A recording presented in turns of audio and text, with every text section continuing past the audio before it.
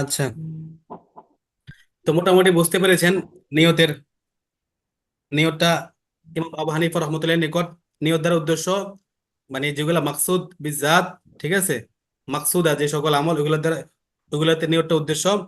আর ইমাম ত্রয়ের নিকট হলো কি মাকসুদ গায়রে মাকসুদ সকল ইবাদতের জন্য নিয়তটা শর্ত। মানাল হিজরা, হিজরতের অর্থ, হিজরতের শাব্দিক অর্থ হলো আত্মারকু বা পরিত্যাগ করা। হ্যাঁ, হিজরতের শাব্দিক অর্থ হলো আত্মারকু, পরিত্যাগ। আল খুরুজু মিন আরদিন ইলা আরদিন উখরা, এক দেশ হতে অন্য দেশে চলে যাওয়া। হিজরতের পারিবারিক সংজ্ঞা হলো হুয়া তারকু মা নাহাল্লাহু আনহু, আল্লাহ তাআলা যা নিষেধ করেছেন তা পরিত্যাগ করাই কি হিজরত। শুধু এক দেশ থেকে অন্য দেশে যাওয়া বা এক ভূখণ্ড থেকে অন্য ভূখণ্ডে যাওয়া কি হিজরত না, বরং হুয়া তারকুল্লাহ, হুয়া তারকু মা নাহাল্লাহু আনহু, তারকু মা নাহাল্লাহু আনহু, আল্লাহ পাক যে সকল জিনিস থেকে নিষেধ করেছেন এগুলা পরিত্যাগ করাই হিজরত। আল্লামা আইন রহমতুল্লাহ বলেন হিয়া মুফারাকাতু দারিল কুফর ইলা দারিল ইসলাম খাউফান লিল ফিতনাতি ওয়া তালাবান লিইকামাতিদ দ্বীন।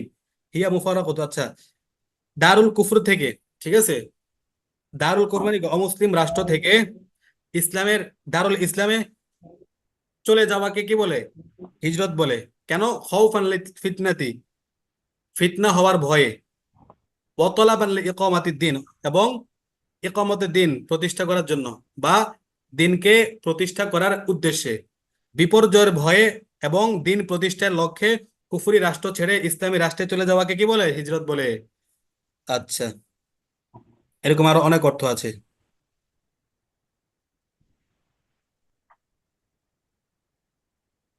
আবার দেখেন এখানে আল্লাহ রসুল এগুলা কিন্তু ওই হাদিসের ভিতরে বারবার ব্যবহার হয়েছে। এটার একটা উদ্দেশ্য আছে, বারবার ব্যবহার করে আত্মতৃপ্তি লাভ করাই উদ্দেশ্য। ইসমে জমুরের স্থলে ইসমে জাহের নেওয়া হয়েছে। যেমন প্রথমে তো আল্লাহ ও রসুল আনার পরে সব জায়গায়, ঠিক আছে, হু হু আনতে পারতেন, ইসমে জমির আনতে পারতেন, কিন্তু ইসমে জমির না এনে খালি ইসমে জাহের আনছেন। তো এটা আল্লাহ এবং আল্লাহ রসুলের নাম যতই মানুষের নেবে ততই একটা তৃপ্তি লাভ করবে। যেরকম মদিনা, মক্কা, এই শব্দগুলো শুনলেই প্রতিটা মুমিন অন্তরেই একটা প্রশান্তি, একটা আবেগ, একটা অন্যরকম একটা ভালো লাগা কাজ করে। অন্যরকম আল্লাহ এবং রাসূলের নাম যতই আলোচনা করা হয় তখন একটা তৃপ্তি পাওয়া যায়, এই কারণেই ইসমে জাহেরকে আনা হয়েছে বারবার। আচ্ছা,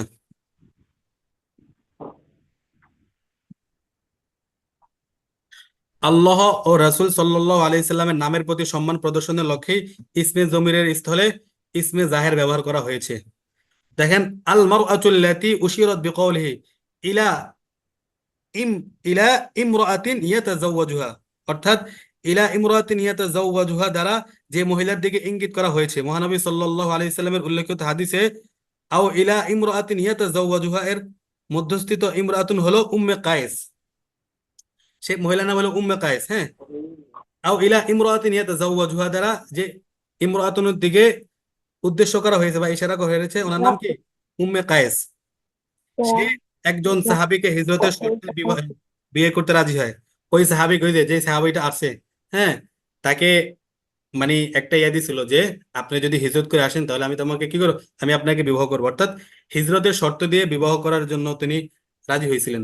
ফলে উক্ত সাহাবী তাকে বিয়ে করার উদ্দেশ্যে মদিনা হিজরত করেন। উক্ত মহিলার নাম হলো উক্ত মহিলার নাম হলো কায়লা আর উপনাম হলো উম্মে কায়েস। বুঝতে পেরেছেন? মহিলার নাম হলো কায়লা আর উপনাম হলো উম্মে কায়েস। আচ্ছা, তো আরেকটা দেখেন প্রশ্ন আসে, বিমা তাআল্লাকা কাউলহু বিন নিয়াত, উক্ত হাদিসের ভিতরে বিন নিয়াত এখানে বাটা তো বাই কি হরফে জার মাজরুর, মানে এখানে একটা তাআল্লুক হয়েছে না। তো বিমা তাআল্লাকা কাউলহু বিন নিয়াত, তো এখানে বাটা কার সাথে তাআল্লুক, মানে কোন ব্যক্তির দিকে বা কার সাথে জিনিসটা তাআল্লুক হয়েছে, বিন নিয়াত শব্দটি কার সাথে যুক্ত হয়েছে? ইমাম শাফিঈ ইমাম শাফিঈ আহমদ রহমতুল্লাহ আলাইহি সহ অধিকাংশ মুহাদ্দিসিনে কেরামের মতে বিন নিয়াত শব্দটি উজ্জ তাসিহু বা সহিহাতুন এর সাথে সংযুক্ত হয়েছে। ফলে বাক্যটির অর্থ হবে ইন্নামাল আমালু সহিহাতুন আও তাসিহু বিন নিয়াত। বুঝছেন? তো এখানে তাআল্লুকটা শিবে ফেল আমরা ধরতে পারি সহিহাতুন অথবা তাসিহু বিন নিয়াত, এটার সাথে কি হয়েছে, সংযুক্ত হয়েছে বা তাল্লুক হয়েছে, অর্থাৎ আমল পরিশুদ্ধ হবে তখনই যখন নিয়তের সাথে নিয়তটা পরিপূর্ণ হবে। নিশ্চয়ই আমল নিয়ত দ্বারাই বিশুদ্ধ হয়। আর ইমাম আবু হানিফা, আবু ইউসুফ, মোহাম্মদ ও তার অনুসারীদের মতে বিন নিয়াত শব্দটি উজ্জ কামিলাহ অথবা তাকমুল এর সাথে যুক্ত হয়েছে। কামিলাতুন বা তাকমুলও শিবে ফেলের সাথে যুক্ত হয়েছে।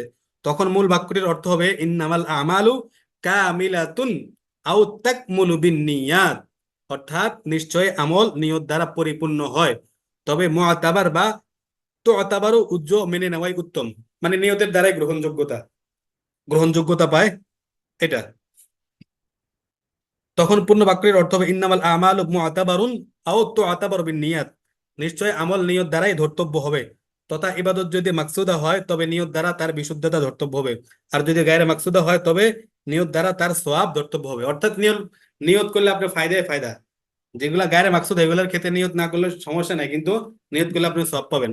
আর যেগুলা মাকসুদ এগুলোর ক্ষেত্রে নিয়ত করলে আপনি আপনার আমলটা পরিপূর্ণ হবে, গ্রহণযোগ্য হবে, বিশুদ্ধতা হবে। ওয়াজহু তাখসিসিল মারআতি বাদা যিকরি উমুমিদ দুনিয়া, ব্যাপক অর্থবোধক দুনিয়া শব্দটি উল্লেখের পর আবার বিশেষভাবে ইমরাতুন শব্দটি উল্লেখের কারণ। ইলা দুনিয়া ইউসিবুহা আছে না হাদিসে, ইলা দুনিয়া ইউসিবুহা আও ইমরাআতিন ইয়াতাজাওয়াজুহা, তো দুনিয়া হলো একটা ব্যাপক একটা আম একটা বিষয়, তো আম বিষয়ের পর আবার ইমরাতুন একজন মহিলাকে নির্ধারণ করা শব্দটা কেন এনেছেন? আচ্ছা, আলোচ্য হাদিসে ব্যাপক অর্থবোধক দুনিয়া শব্দটি উল্লেখ করার পর আবার বিশেষভাবে মহিলার কথা উল্লেখের কারণ হলো মহিলাই হচ্ছে দুনিয়ার বড় ফিতনা। হ্যাঁ, মহিলা হচ্ছে কি দুনিয়ার বড় ফিতনা, যত বিপর্যয় বিশৃঙ্খলা এদের দ্বারাই হয়ে থাকে।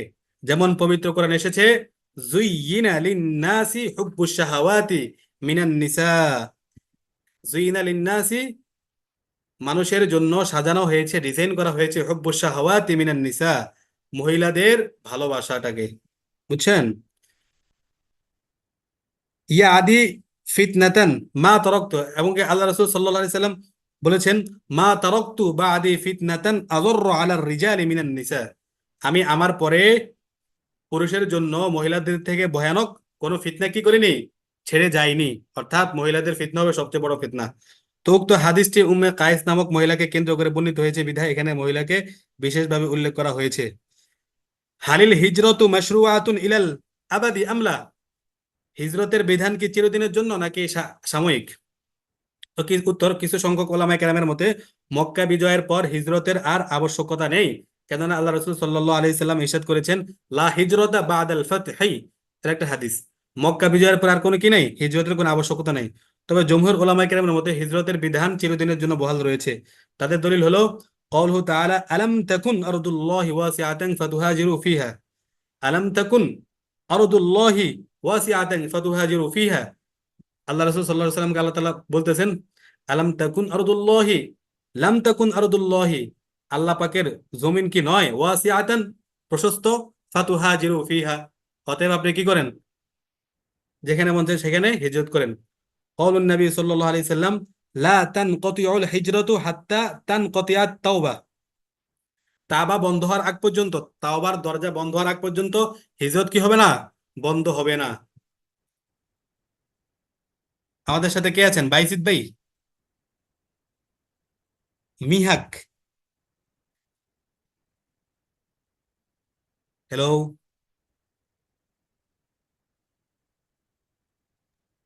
হ্যাঁ যে আমি মূলত আচ্ছা, চেঞ্জ আপনার করছি, নামে রিনেম মিহাক করছি। নাকি? হ্যাঁ এমএল হক আর কি, সংক্ষিপ্ত বিস্তৃত। বাইজিৎ ভাই কি বুঝতে পারতেছেন কথাবার্তা, মানে কোনো সমস্যা হইতেছে নাকি বুঝতে বা শুনতে? না না, স্পষ্ট করছি।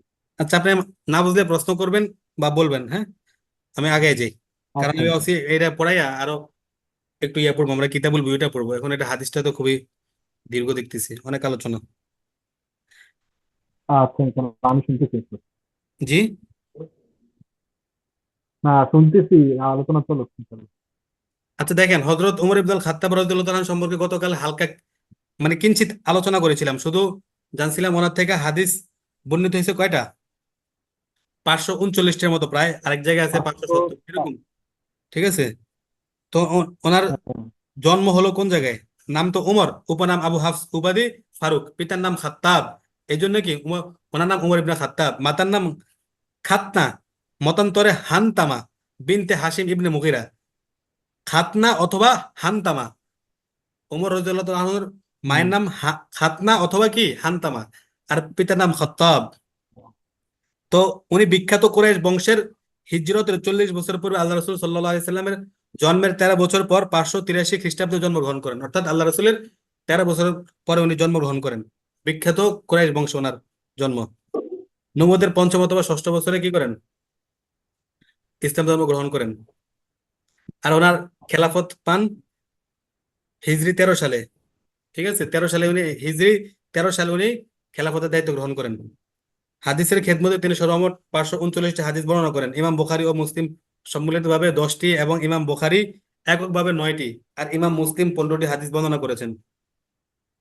ওনার শাহাদাত লাভ হিজরি 23 সালে 24শে জিলহজ বুধবার মসজিদে নববীতে ইশার অথবা ফজর, দুইটা কথা আছে, ইশার অথবা ফজরের নামাজে মুগিরা ইবনে শোবার দাস আবু লুর তরবারির আঘাতপ্রাপ্ত হয়ে 3 দিন পর শাহাদাত লাভ করেন।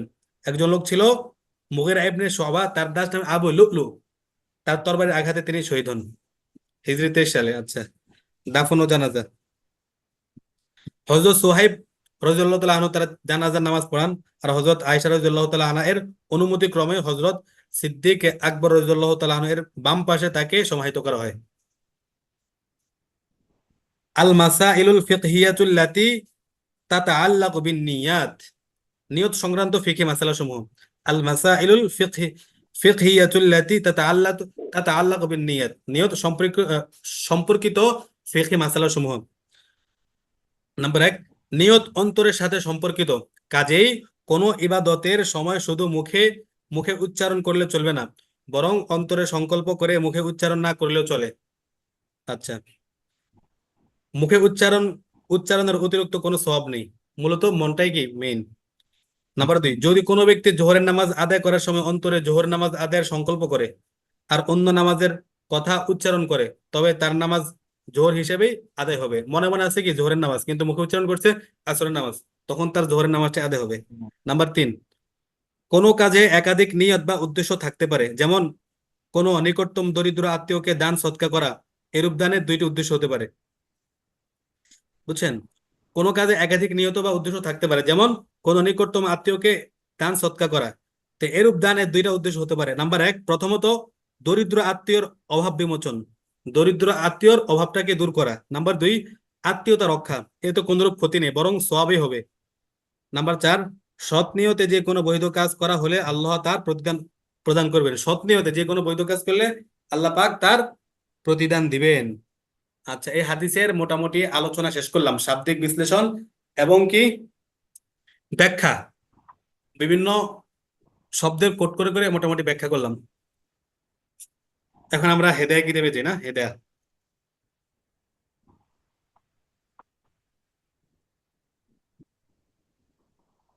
যদিও আর 10 মিনিট আছে।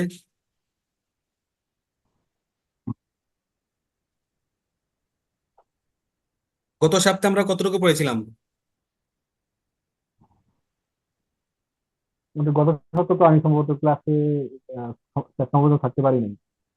এই জন্য ইয়াকে বলছিলাম, যে হানন ভাইকে বলছিলাম যে কতটুকু হইতে পারা, তো হানন ভাই বললো তোমার খেয়াল নাই নাকি কতটুকু হইছে। আচ্ছা, আজকে যেহেতু ওই যে বাইজিদ ভাই নাই, কেউ নাই, তাহলে আপনি যদি আবার গত সপ্তাহে ছিলেন না, তাহলে আমরা শুরু থেকে পড়ি, না বেশি কিন্তু পড়া হয়নি। ঠিক আছে, ও হ্যাঁ, কি বলেন? হ্যাঁ, শুরু করার হ্যাঁ, গত সপ্তাহে পুরো মানে পিছন থেকে আলোচনা করো, যেহেতু নতুন কেউ নাই বা হানন ভাই নাই। ঠিক আছে, সমস্যা নেই। ওকে, ক্বালা আল বাইউ ইয়ানআকিদু বিল ইজাবি ওয়াল কবুল, বায়টা বা ক্রয় বিক্রয়টা সংগৃহীত হয় ইজাব এবং কবুলের মাধ্যমে। ইদা কানা বিলাফজাইল মাজি, কখন, যখন উভয় শব্দটা অর্থাৎ ক্রেতা বিক্রেতা উভয় শব্দটা অতীতকালীন শব্দ থেকে হবে। ঠিক আছে, মিসলু আই ইয়াকুলা আহাদুহুমা বিআতু ওয়াল আখারু ইশতারাইতু, যেমন উভয়ের একজন বলল বিআতু, মানে বিক্রেতা বলল বিআতু, ওয়াল আখারু ইশতারাইতু, আমি তোমার কাছে বিক্রি করলাম বা বিক্রি করেছি। ওয়াল আখারু ইশতারাইতু, অন্যজন বলল বা ক্রেতা বলল কি ইশতারাইতু, আমি ক্রয় করলাম। তাহলে কি হবে? বা এটা সংগঠিত হবে। এখানে দাগ টানা যে এবারত, এটা হলো কি কুদুরির এবারত। আর ব্যাখ্যাটা কি হেদায়া মুসান্নেফ রহমতুল্লাহ ব্যাখ্যা করছেন। লিআন্নাল বাইয়া, হুজুর বলেন। বলতেছি হেদায়ার যে এবারত গুলো আছে না, যে মূল এবারত গুলা, হুম। এটা তো সম্ভবত আপনার কুদুরিও আছে এবং জামিউ সগীরের আছে। আরেকটা কোন কিতাব? জামিউ সগীর। জামিউস সগীর না? হ্যাঁ, এটা দুই এটা কিতাবেরই। কই পাইছেন? আহ, দুই কিতাবের যে না, এমনি তো হেদায়ত, হ্যাঁ আমরা হেদায়তে পড়ছি। আওয়াল আওয়াল যখন আওয়াল যখন পড়ছিলাম তখন আলোচনা করছিলেন হুজুরা, এবং আমরা নিজেরও যখন পড়তাম তো এইভাবে দেখতাম। ও সম্ভবত আচ্ছা। কুদুরি রহমতুল্লাহ আলাই যে এবারত ওটার মধ্যে সম্ভবত লেখা থাকে, ওই যে বিভিন্ন ইয়াতে নুসখাতে লেখা থাকে কুদুরি নিচে। আর অন্য যে জামিয়া সগীর ওটার মধ্যে লেখা থাকে না। এই যে নতুন যে কম্পিউটার নুসখা এগুলোতে অনেক সময় ইয়া থাকে, নিচ দিয়ে লেখা থাকে। ও আচ্ছা, আপনি বলতেছেন যেগুলাতে মানে দাগ দেওয়া, এগুলো হচ্ছে ইমাম কুদি রহমতুল্লাহ। আর অন্যান্য মানে যেটা বললেন কিতাবের নাম, ওই মোসান্নেফেরটায় এরকম দাগ দেওয়া নেই নাকি? না না, বলতেছি এই যে মূলে যে এবারত গুলো আছে হুম। হেদা কিতাবে, হুম। মোটা কালিতে দাগ দেওয়া হোক, আর আর যেমনি দাগ দেওয়া যে এবারত গুলো আছে মূল এবারত গুলো, ওইগুলা দুই কিতাবে হইতে পারে। হয়তোবা কথাটা ইমাম কুদুর রহমতুল্লাহ হইতে পারে, হয়তো অথবা জামিয়া সগীর হইতে পারে। তো আচ্ছা, আমি শুধু এতটুকু জানছিলাম যে এবার যে যেটা দাগ দেওয়া এটা ইমাম কুতুব রহমতুল্লাহ, হ্যাঁ। তো আপনি যেটা বলছেন এটাও হইতে পারে। হুম, ঠিক আছে, ওইটা আমার মনে পড়তেছে না, বা আমার মানে কি বলে একটু ভুল হয়েছে, আমি এটা আর একটু জানবো, হ্যাঁ। আচ্ছা ঠিক ইনশাআল্লাহ। আছে, জেনে জানাবো। আর এখানে দেখেন এই যে কল আছে না, কলা দ্বারা যত এবারত পাইবেন, যেমন কলা আল বাইউ ইয়ানি আকিদু বিল ইজাবি, এখানে কলা দ্বারা সবগুলা ইমাম কুদির রহমতুল্লাহের কথাগুলো উদ্দেশ্য, বুঝছেন? ইমাম কুদির রহমতুল্লাহ এখানে উদ্দেশ্য হ্যাঁ কলা দ্বারা। এটা হচ্ছে হেদায় হ্যাঁ কিতাবের একটা একটা মানে নীতি বা উসুল। আচ্ছা, পরে আমরা যে হ্যাঁ সামনে যাই। লিআন্নাল বাইআ ইনশাউ তাসাররুফিন, লিআন্নাল বাইআ ইনশাউ তাসাররুফিন, কেননা ব্যবসাটা হলো ইনশাউ তাসাররুফিন। তাসাররুফ মানে কি? এই তো লেনদেন। ইনশা মানে নতুন কিছু সৃষ্টি করা, ঠিক আছে। ইনশা অর্থ নতুন কিছু হ্যাঁ সৃষ্টি করা। তা আর আর ইনশা ও তাসাররুফিন বলতে হয় এখানে বোঝানোর উদ্দেশ্য মানে কোনো নতুন তাসারুফ মানে কি, মানে কেবল হস্তক্ষেপ করা, হ্যাঁ, মানে আদান প্রদান করা, হ্যাঁ, বিনিময় করা, এটুকু, এই টাইপের অর্থ। এখানে উদ্দেশ্য হলো লেনদেন। যেহেতু আমরা এখানে ক্রয় বিক্রয় অধ্যায় পড়তেছি, তো এখানে তাসারুফ দ্বারা উদ্দেশ্য লেনদেন। ইনশা ও তাসাররুফিন, লিআন্নাল বাইয়া ইনশা ও তাসাররুফিন, কারণ ক্রয় বিক্রয়টা কি একটা নতুন লেনদেন সৃষ্টি করা, ইনশা এ তাসাররুফ। ওয়াল ইনশাউ ইউরাফু বিশ-শারঈ, ওয়াল ইনশাউ ইউরাফু বিশ-শারঈ ওয়াল মওযুউ লিল ইখবারি। আর নতুন লেনদেন সৃষ্টি এর বিধান শরীয়ত দ্বারা জানা যায়, বুঝছেন? এখানে হুজুর, এখানে এই যে লিআন্না দিয়া, হ্যাঁ। যে কথাটা বলতেছেন এটা মূলত ওই যে কানা, ইজা কানা বিলফজিল মাজি, হ্যাঁ। ঠিক আছে, যখন উভয় শব্দটাই মাঝি থেকে হবে। হ্যাঁ। তো মূলত এই কথাটার দলিল বা ওই কেন মাঝি থেকে হইতে হবে এই কথাটাই তো দলিল দিতেছে লিয়ান্না দিয়া। কেন মাঝে থেকে হতে হবে? হ্যাঁ, লিয়ান্না দিয়া একটা, লিয়ান্না তো মূলত দেওয়াই যে মূলত এখানে দিতেছে মানে কারণটা একটা বর্ণনা বিশেষ করে, দলিল লিআন্না দিতেছে। দিয়ে মূলত কারণটাকে বর্ণনা করে, বুঝতে পেরেছেন? কারণটা মূলত কি, কারণটা মূলত মূলত ওই যে ইজা কানা বিলফজিল মাঝি বলছে যে কেন মাঝি থেকে দুটো শব্দ হইতে হইবে, ইজাব কবুলের দুটো শব্দ যে কেন মাঝি আচ্ছা, থেকে আমি হইতে হবে, বলতেছি। যে মাঝি থেকে হওয়ার কারণটাই। এখানে মাঝি মানে এখানে যেহেতু হ্যাঁ মাঝি হেবের মানে কি মুস্তাকবিল হইব না, আর মুজারে তো হইব না, কারণ মুজারের ভিতরে কি মাঝি মুস্তাকবিল মুজারে প্লাস মুস্তাকবিলের অর্থ পাওয়া যায়, ঠিক না? আচ্ছা হ্যাঁ দেখেন, মুস্তাকবিল শব্দের যদি মুস্তাকবিলের মানে উদ্দেশ্য গ্রহণ করি, তাহলে একটা প্রশ্ন দেখা দেয়। মুজারে যেমন ভবিষ্যৎকালের অর্থ দেয়, তেমনি বর্তমান কালের অর্থ দেয়। বরং বর্তমান কালে আসলো, বরং বর্তমান কালে আসলো। তাই তো ক্রেতা বিক্রেতার কোন একজন মুজারে শব্দ ব্যবহার করলে এবং তা দ্বারা বর্তমান কাল উদ্দেশ্য নিলে ক্রয় বিক্রয় সম্পাদিত হয়। ইমাম তাহাবি ও আল্লামা সায়রাফি রহমতুল্লাহ আলাইহি এই কথা উল্লেখ করেছেন, কারণ তখন ওয়াদা হয় না, দরদামের ইচ্ছাও ব্যক্ত করা হয় না, তাই মুস্তাকবিল শব্দ দ্বারা মুজারের উদ্দেশ্য নেওয়া ঠিক নয়। এখানে মূলত হ্যাঁ আমরা যদি মাজি মাজি হাল মুস্তাকবিল, ঠিক আছে না, তিন জামানা মাজি হাল মুস্তাকবিল। আর মুজারের ভিতরে হাল আর মুস্তাকবিল কি বিদ্যমান। তো মানে আমরা এখন ধরতে পারি মাজি আর মুজারে, ঠিক আছে, দুইটা জামানা আমরা ইয়ে করতে পারি। তো এর বিপরীতে দেখেন মাঝি সিগা যদি আমরা ইয়ে করি, হ্যাঁ, তাহলে তো আমরা মনে করেন বর্তমানে যে করতেছি, মানে দেখেন আমরা যখন এই জিনিসটা বললাম ক্রয় করলাম, ক্রয় করেছি, তখন এটা আমরা মোটামুটি একটা মানে কি বলে তাৎক্ষণিক যদিও বলতেছি, কিন্তু এখানে একটা ইয়ে বুঝায় কি বলে, মানে আমি যে করেছি এটার একটা গ্রহণযোগ্যতা বুঝায় বা এখানে একটা ভেরিফিকেশন বুঝায় করতেছি। আর যদি মনে করেন হাল আর যদি মুজারের শব্দ ইউজ করি, এখানে তো হালও থাকে মুস্তাকবলও থাকে। তাই আমরা যদি দুইটার অর্থের একটা নিই, যেমন হাল নিলাম, হালের অর্থটা কি বাংলায়? আমি করছি, আমি কি বিক্রয় করছি। করছি। আবিউ, আমি বিক্রি করছি, হ্যাঁ, আবিউ মানে কি আমি বিক্রয় করছি। অথবা বিক্রি- আশতারা, আমি ক্রয় করছি, এখনো করিনি কিন্তু, যেহেতু মুজারের সিগার, আমি এখনো কি হ্যাঁ করিনি। হ্যাঁ আর যদি ডাইরেক্ট মুস্তাকবিল ধরি তাহলে তো এটা বুঝে নেই, আমি করব, বিক্রয় করব বা আমি ক্রয় করব, ওইখানে একটা কনফিউশন থাকে, এখানে মানে জিনিসটা একবারে সঠিক হয় না। বুঝতে পেরেছেন? আরো বিশ্লেষণ আছে, ব্যাপক হ্যাঁ হ্যাঁ। বিশ্লেষণ যদি বলেন তাহলে বলবো, অনেক বিশ্লেষণ আছে এটা নিয়ে, কিন্তু মূল কথা হচ্ছে এটাই। আমি যেটা বলছি, হ্যাঁ, আপনি বলেন, হ্যাঁ। আমি যেটা বলতেছি এখানে আন্নাল বাইয়া দিয়েই তো মূলত ওই যে ইয়ার ড্রপ হয়ে গেছে, যে মাঝি থেকে দুটো শব্দ হবে, যখন মাঝি থেকে দুটো শব্দ হইব তখনই ইজাব কবুল দ্বারা বাইটা সংগঠিত হইব। তো হ্যাঁ, এই মাঝি থেকে দুটো শব্দ হওয়া কেন হবে, আন্না দিয়ে এটা ব্যক্ত করতেছে যে লিয়ান্নাল বাইয়া ইনসাবু তাসাদুসুন আল ইনসাউ ইউরাহু বিশরাই আল মুযিউ লিল ইকবার, এই পুরাটাই মূলত মাঝি থেকে হবে কেন এটার জবাব, এটার তাই না? কারণ, হ্যাঁ, এটার হুম। কারণটা বলতেছে। ওইটা বলতেছি। হ্যাঁ হ্যাঁ। হুম, বুঝতে পেরেছেন নাকি এখন? হ্যাঁ বুঝছি বুঝছি। হুম, আচ্ছা। ইয়রফু বিশারে মানে এই যে তাসাররুফ, একটা নতুন বিষয় না, ক্রয় করতেছেন, বিক্রি করতেছি, একটা নতুন একটা মানে কি হলো, একটা ইনসা হলো। আর এই ইনসাটা এটা শরীয়ত দ্বারা ইয়রফু বিশারি, শরীয়ত দ্বারা এটা গ্রহী শরীয়ত দ্বারা এটা সমর্থিত বা শরীয়ত সমর্থিত, শরীয়ত দ্বারা এই বিষয়টা জানা যায়। আর ওয়াল মৌজু আল ইখবার কদ ইসতুআমিলা ফিহি ফানাকিদু বিহি। এখন বলতেছে এখানে ওয়াল মৌজু আল ইখবারি, ইখবারের দ্বারা দেখেন আমরা বলতেছি না বিআতু ওয়া ইশতারাইতু, ক্রয় করলাম বিক্রয় করলাম, মানে কি আমরা খবর দিতেছি না? তো এই ক্রয় হ্যাঁ হ্যাঁ। বিক্রয়টাকে এরকম মাজির শব্দ দ্বারা অর্থাৎ ইখবার খবর দেওয়ার জন্য গঠন করাটা কদুস্তু আমেলা ফিহি, ঠিক আছে, এটাও ফিস শারআই ধরতে পারেন, কদুস্তু আমেলা ফিস শারআই। এই যে ইখবার ওয়াল মাওযুউ লিল ইখবারি কদুস্তু কদিস্তু আমিলা ফিহি। আর এটাকে খবর হুম। প্রদানের জন্য গঠিত যে সকল ক্রিয়া আছে, হ্যাঁ, এটা শরীয়ত কর্তৃক লেনদেন সৃষ্টির জন্য ব্যবহার হয়।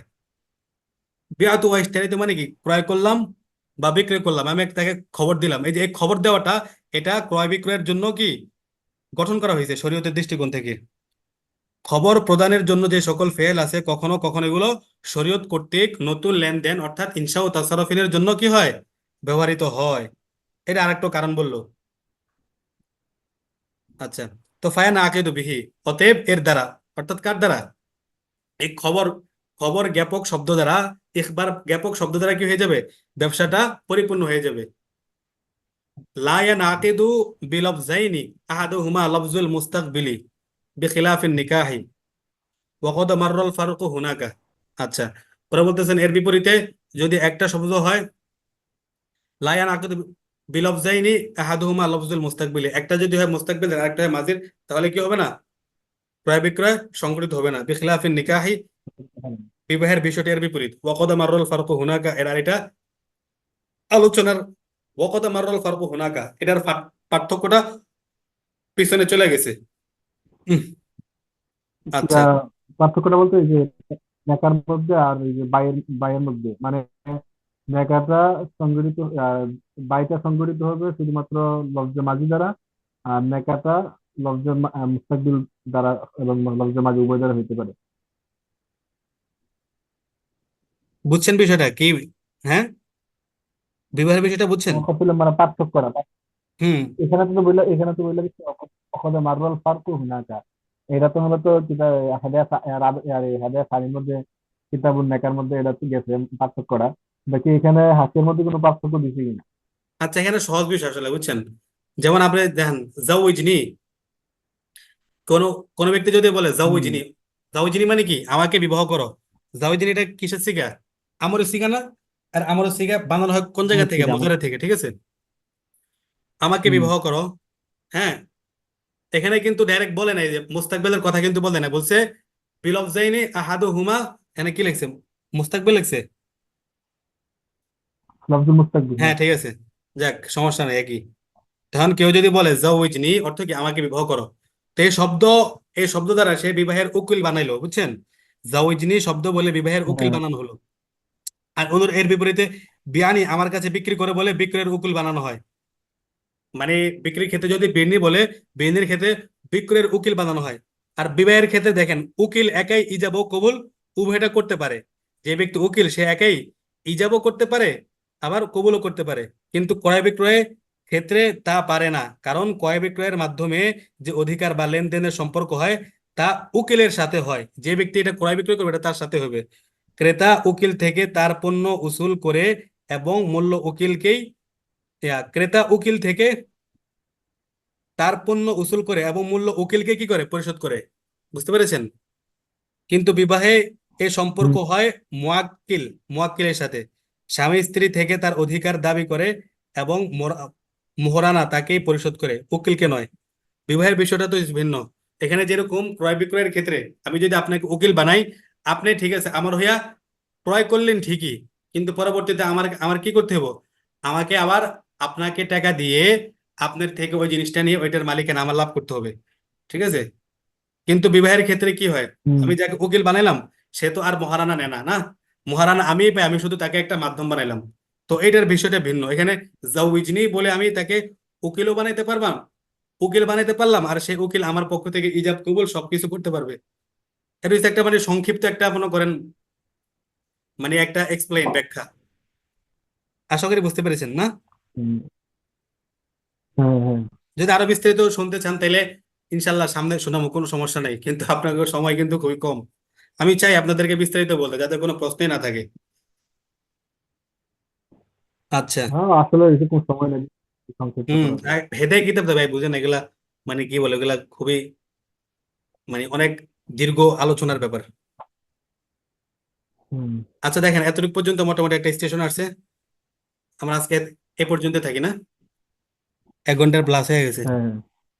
আগামীকালকে ইনশাল্লাহ আমরা হুম। খুবই। হেদায়া হেদায়া মনে করেন সালেস থেকেও কিছু পড়ার চেষ্টা করব, আর হেদায়া রাবে থেকেও কিছু পড়ার চেষ্টা করবো ইনশাল্লাহ, না? না, আগামীকালকে তো আবার মিশকাত নাকি? হ্যাঁ, মিশকাত দ্বিতীয় খণ্ড। এক কাপ হবে।